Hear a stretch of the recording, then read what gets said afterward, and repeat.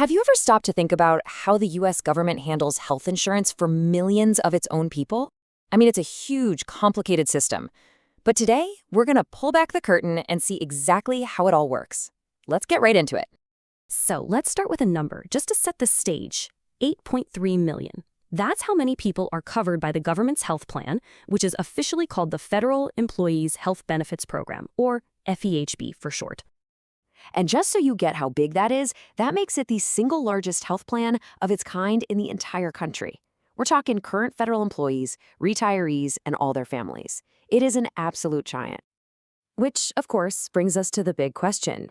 How on earth do you manage a system that enormous, with hundreds of different plans to choose from, and make sure it actually works for everybody?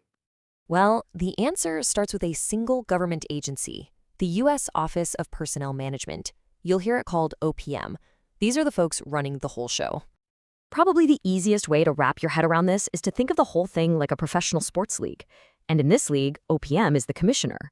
They don't own any of the teams, but they set all the rules, they manage the league, and they make sure everyone is playing fair. Okay, so if OPM's the commissioner, who are the teams? Well, those are the private insurance companies, what they call carriers. You know the names: Blue Cross Blue Shield, Aetna, companies like that. But here's the thing. Not just anyone can join this league. You gotta qualify. And trust me, the bar to get in is set really high.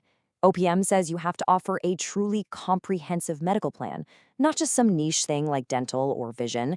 You have to be financially rock solid, and you have to prove you can be trusted with both taxpayer money and the enrollees' money. Getting in is like a formal tryout for the big leagues. Carriers can't just show up and expect to play. They go through this really rigorous application process that looks at everything from their finances to making sure they're a drug-free workplace. And at the end of the day, OPM, the commissioner, is the one who makes the final cut. All right, so the teams are on the field. Now what? How does the commissioner, OMPM, make sure they're all playing by the same rules and that the game is actually doing what it's supposed to do, which is provide good health care? It all starts with a clear philosophy, kind of like the spirit of the game. OPM lays out these core principles for every single carrier. And this isn't just some boring bureaucratic language, it's the mission statement. Everything from keeping costs down to making sure care is high quality, it's all right here. So how does OPM get the word out about all this, or if the rules change? They use this really powerful tool called carrier letters. These are official instructions sent to every insurance company. You can think of them as memos straight from the commissioner's office that can change the rules of the game for everybody, almost instantly. And these letters are what let the whole program adapt so quickly. For instance, back in 2015, a letter created a whole new kind of family coverage. In 2020, they were used to mandate coverage for things like COVID tests and telehealth. Then in 2023, they were used to expand access to things like gender-affirming care. The rulebook is a living, breathing document. But look, setting rules is one thing. Making sure people follow them, that's a whole other ballgame. How does OPM even know if the carriers are actually doing a good job? Well, they have a system for that too. It's basically an annual report card for every team in the league. And OPM uses two main tools to grade these plans. First, there's something called HEDIS that looks at the actual quality of the medical care. Are people getting their cancer screenings? Is diabetes being managed well? Then there's CAPS, and that's all about the patient's experience. Was it easy to get an appointment? Did your doctor actually listen to you? So one measures the medicine, the other measures the service. So you might be wondering, okay, that's nice, but do these scores actually matter? You know, in a lot of systems, this stuff can feel like it's just for show. But in this program, oh yeah, these scores have real teeth. And here's the kicker. This is why they matter. OPM links these scores directly to the carrier's bottom line. A piece of their profit is tied to how well they do on quality and customer service. So better care and happier customers literally mean more money for the insurance company. Now that is a powerful incentive.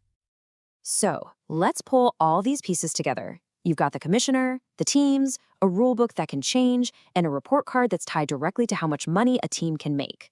Why is the structure so important? Here's the whole system in one shot. You got the commissioner, OPM, setting the standards. The teams, the carriers, compete based on those rules. The rulebook, those carrier letters, keeps everything up to date. And, crucially, that report card makes sure that playing the game well, meaning providing high-quality care, is directly tied to profit. So, what might look like a bunch of complicated bureaucracy is actually a really carefully designed system. It uses the free market and competition, but it keeps it all inside a framework managed by the government. And the whole point of that entire structure is to deliver on three big promises for those 8.3 million people: quality, choice, and affordability. And that leaves us with one final big question to think about. This FEHB model, it isn't just some government program. It's basically been a real-world experiment that's been running for over 60 years. So it really makes you wonder, doesn't it? How might a system that so directly ties an insurer's profit to the actual quality of patient care, how might that change the whole conversation about the future of health insurance for everyone?